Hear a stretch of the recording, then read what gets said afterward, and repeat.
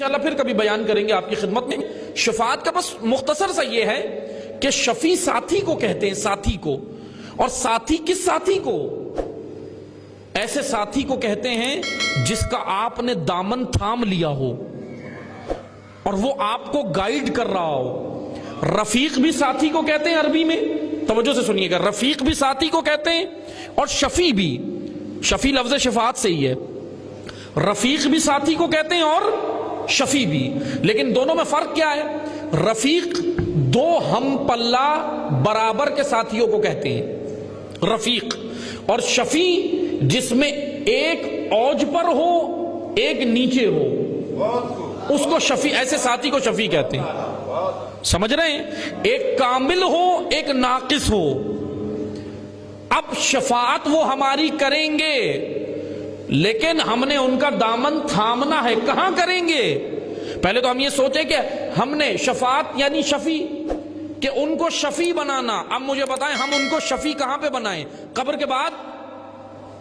قبر کے بعد بنائیں شفیع؟ تو وہ خود ہم سے سوال کریں گے قبر میں کہ مجھے اللہ نے، مولا علی کیا کہیں گے کہ بھائی مجھے اللہ نے دنیا میں بھیجا تھا قبر سے پہلے شفیع بنانے کے لیے، اور تمہارے دنیا میں شفیع بہت سارے بنے رہے، بہت سارے نظریات، بہت سارے عقائد، بہت سارے افراد، بہت سارے قائدین تمہارے شفیع بنے رہے۔ اب قبر کے بعد آئے ہو کہ علی آپ ہمارے شفیع ہیں کیونکہ میں نام آپ کا لیتا تھا نا۔ ایسے نہیں ہے شفاعت۔ شفیع یعنی وہ ساتھی جس کا دامن ہم نے تھام لیا ہو۔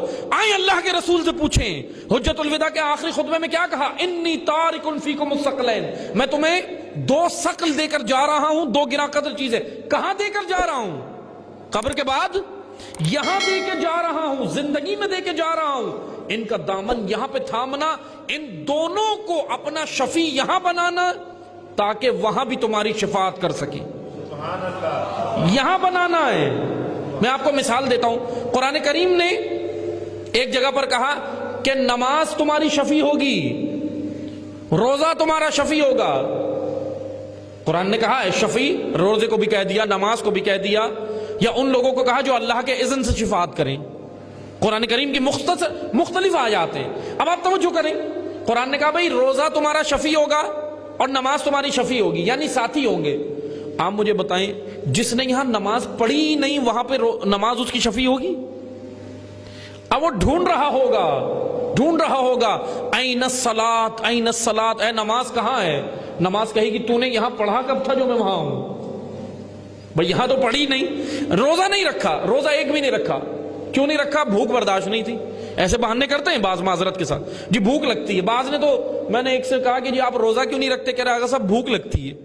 تو میں نے کہا روزہ تو ہے ہی بھوک کا نام، بھوک لگتی ہے یہ کون سا جواز ہے؟ تو بہرحال توجہ کریں، روزہ تمہارا شفیع ہوگا، صوم و صلاۃ۔ یہ صوم روزہ تمہارا شفیع کیسے ہوگا؟ جب ہوگا جب تم نے یہاں رکھا ہوگا۔ روزہ نامہ اعمال میں ہے ہی نہیں، وہاں ڈھونڈ رہے ہوں گے، وہ یاد آئے گا کہ اے کاش میں رکھ لیتا، وہاں ہوگا۔ یہ محشر کوئی مذاق نہیں ہے عزیزان محترم۔ ہم نے ایسا مذاق سمجھ لیا معذرت کے ساتھ، کس نے آ کر ہمیں یہ دین پڑھا دیا؟ علی کے ممبر پہ کون آیا کہ جس نے نظریات بنو امیہ یہاں پہ ڈال دیے؟ یہ علی کے نظریات تھے۔ کبھی علی کو اٹھا کے تو پڑھیں، کبھی علی کے کلام کو تو دیکھیں۔ ایک جگہ پر پانچویں امام محمد باقر علیہ السلام نے، اللہم صلی علی محمد وآل محمد، امام پنجم کے دور میں یہی ہو رہا تھا۔ لوگ کہہ رہے تھے جی ہم محب اہل بیت ہیں، ہم محب اہل بیت ہیں، ہمارا کچھ نہیں ہوگا، ہم تو سیدھے جنت میں۔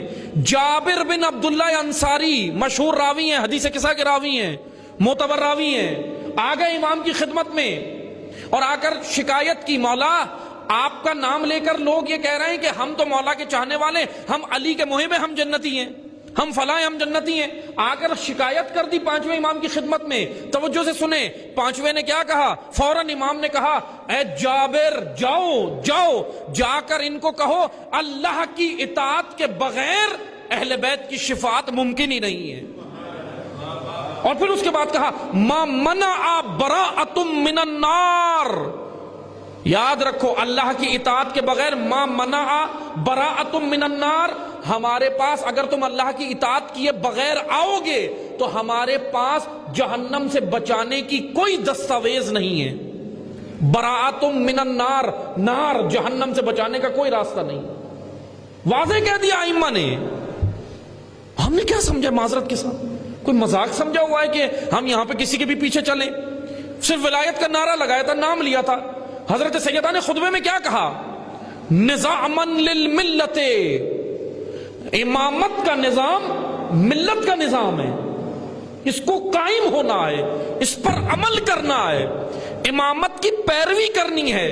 اور پھر زہرا نے کہا یہ امامت تمہیں عدل میں پرو دے گی، عدل میں پرو دے گی، تمہاری زندگیاں عادلانہ ہو جائیں گی۔ پھر زہرا نے کہا اے کاش تم امامت تھامتے، اور ایسے تھامتے جیسے زہرا چاہ رہی تھی۔ پھر بی بی نے کہا اگر تم امامت تھامتے تو یہ علی تمہارے اونٹوں کو ہچکولے کھانے نہیں دیتا، ناہموار راستوں کو بھی طے کرا کے منزل تک پہنچا دیتا، یہ علی تمہیں منزل تک پہنچا دیتا۔ لیکن اگر تم نے علی کو ایسے تھامتے جیسے رسول نے دیا تھا، نہیں تھاما۔